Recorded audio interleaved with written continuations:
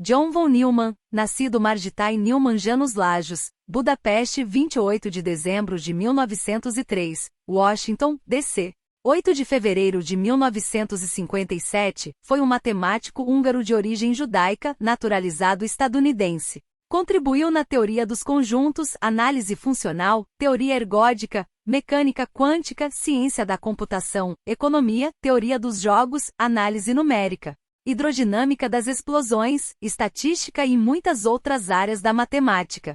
De fato, é considerado um dos mais importantes matemáticos do século XX. Foi membro do Instituto de Estudos Avançados de Princeton, Nova Jersey, do qual também faziam parte Albert Einstein e Erwin Panofsky quando emigraram para os Estados Unidos, além de Kurt Gödel, Robert Oppenheimer, George F. Kennan e Hermann Weyl. Com Edward Teller e Stanislaw Ulam, von Neumann trabalhou em desenvolvimentos-chave da física nuclear, relacionados com reações termonucleares e com a bomba de hidrogênio. Participou também do Projeto Manhattan, responsável pelo desenvolvimento das primeiras bombas atômicas. Foi professor na Universidade de Princeton e um dos construtores do ENIAC. Entre os anos de 1946 e 1953, von Neumann integrou o grupo reunido sob o nome de Massey Conferences, contribuindo para a consolidação da teoria cibernética junto com outros cientistas renomados, Gregory Bateson, Heinz von Forster, Kurt Lewin, Margaret Mead, Norbert Wiener, Paul Lazarsfeld, William Rosashby, Claude Shannon, Erik Erikson e Max Delbruck, entre outros. Von Neumann faleceu pouco depois, aos 53 anos, vítima de um tumor cerebral. Vida: Neumann Janus Lajos, ou John von Neumann, depois de anglicanizar o seu nome, foi um matemático nascido em Budapeste, no Império Austro-Húngaro, a 28 de dezembro de 1903, no seio de uma rica família judaica, filho de Kahn Margit, Margaret Kahn, e de Neumann Miksa, Max Neumann, um advogado que trabalhava num banco.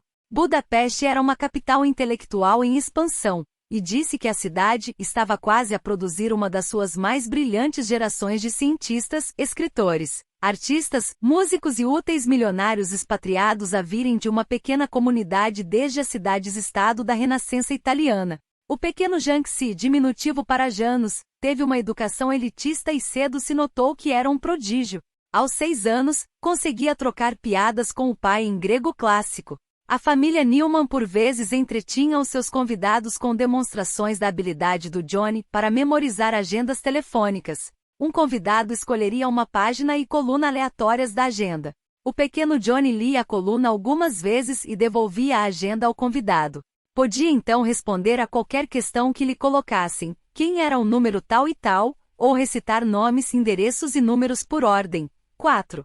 Conseguia dividir de cabeça algarismos de 8 dígitos. Aos 8 anos tinha lido os 44 volumes da História Universal e trivializado o cálculo e aos 12 tinha lido e entendido o livro Theorie des Functions, de Borel. A distinção de von Margitai, em húngaro, entra na família em 1913, quando seu pai foi recompensado pelo seu serviço ao Império Austro-Húngaro, tendo Neumann Janus mudado seu nome para Janus von Neumann e posteriormente para o correspondente alemão Johann von Neumann. Em 1911, com 8 anos, entrou no Lutheran Gymnasium, uma das 3 melhores instituições de Budapeste na altura. Em 1921 os pais mandam-no para a Universidade de Berlim, para estudar engenharia química e 2 anos depois vai para Zurique. Apesar de von Neumann ter pouco interesse em engenharia química, esta era uma carreira popular que garantia um bom nível de vida, ao qual von Neumann estava habituado, um pouco devido ao sucesso dos químicos alemães entre 1914 e 1918, pelo que o seu pai o encorajou a segui-la. Esteve assim 2 anos em Berlim num programa de química, onde assiste também a um curso de física que incluía física estatística dado por Albert Einstein. Posteriormente fez o exame para entrar no 2º ano de engenharia química no prestigiado Instituto Federal de Tecnologia de Zurique, ETH, no qual Einstein não tinha conseguido entrar numa primeira tentativa, em 1895, mas sim no ano seguinte. Durante este tempo de estudo, von Neumann tinha traçado outro plano que estava mais de acordo com os seus interesses.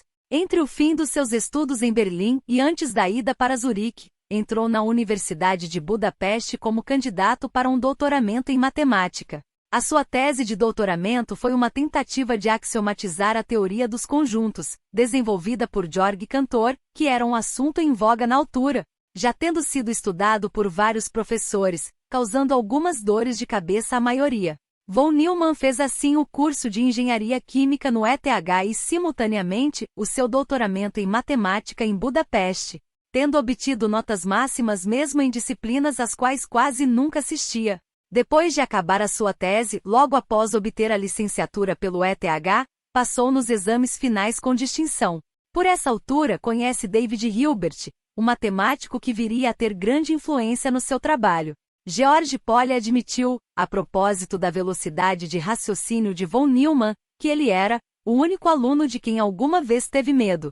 Se no decorrer de uma aula falasse de um problema por resolver, o mais provável era que ele viesse ter comigo no final, com a solução completa escrita em alguns rabiscos num bocado de papel. Em 1926 tornou-se então no mais novo privatuzente na história da Universidade de Berlim, tendo aí lecionado até 1929, e depois em Hamburgo de 1929 a 1930, altura em que emigrou para os Estados Unidos com a sua mãe e irmãos.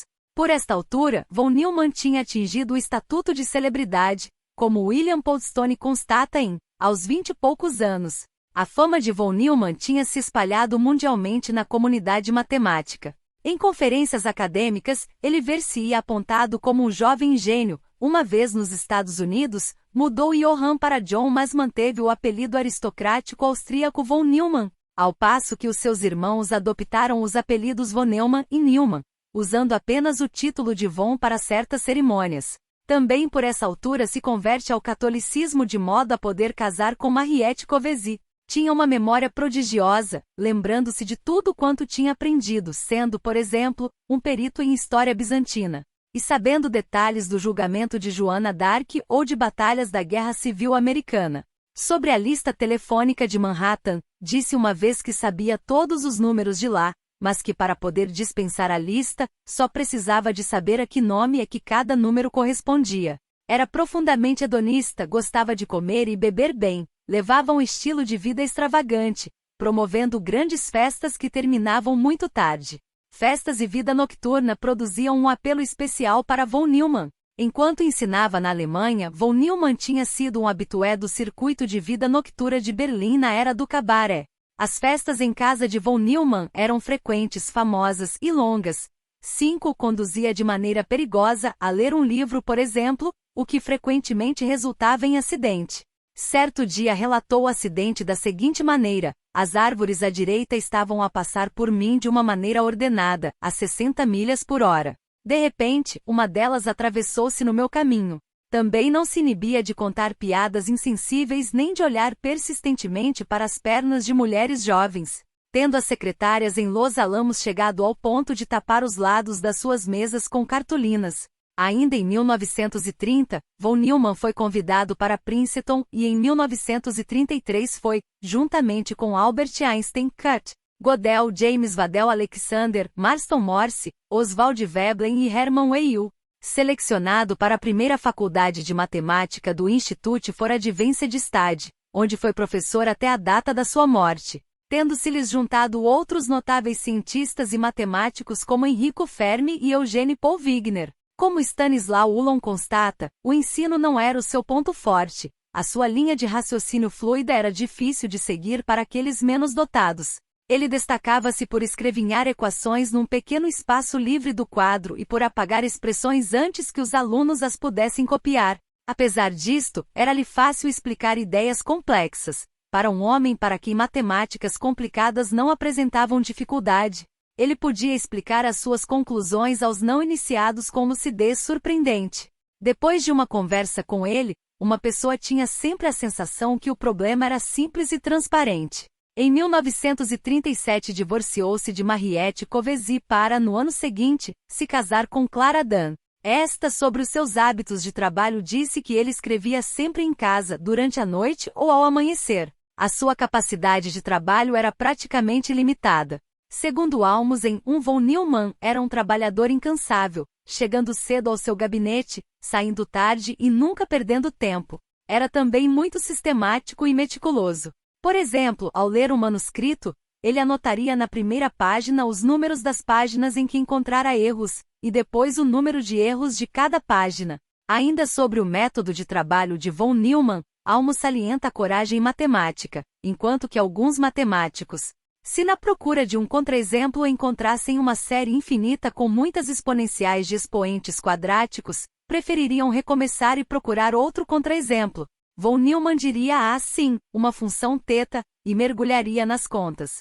Não tinha medo de nada. 5. Em 1956 foi-lhe diagnosticado cancro ósseo ou pancreático, possivelmente contraído devido à exposição à radioatividade enquanto observava os testes da bomba atômica no Oceano Pacífico ou num trabalho posterior sobre armas nucleares em Los Alamos. O cancro evoluiu para o cérebro, impedindo qualquer atividade mental. Quando von Neumann percebeu que estava incuravelmente doente, a sua lógica forçou-o a perceber que ia cessar de existir, e por conseguinte de ter pensamentos. Destroçava o coração ver a frustração da sua mente, quando toda a esperança se foi, na sua luta contra o destino que parecia ser inevitável mas inaceitável. O sentido de invulnerabilidade de von Neumann, ou simplesmente o desejo de viver, estava a debater-se contra factos inalteráveis. Ele parecia ter um grande medo da morte até o fim. Nenhum sucesso e nenhuma quantidade de influência o podiam salvar agora, como sempre tinham feito no passado. Johnny von Neumann, que tinha sabido como viver intensamente, não sabia como morrer. A sua mente, o amuleto no qual sempre tinha podido confiar, estava-se a tornar menos confiante. Então veio a quebra psicológica completa. Pânico, gritos de terror incontrolável todas as noites.